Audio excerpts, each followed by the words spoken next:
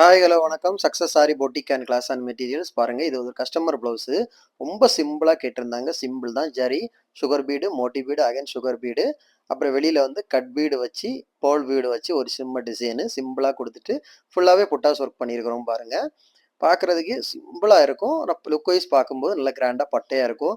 அதோட front neck. அதே pattern தான். ரொம்ப சிம்பிளா தான் கேட்டிருந்தாங்க.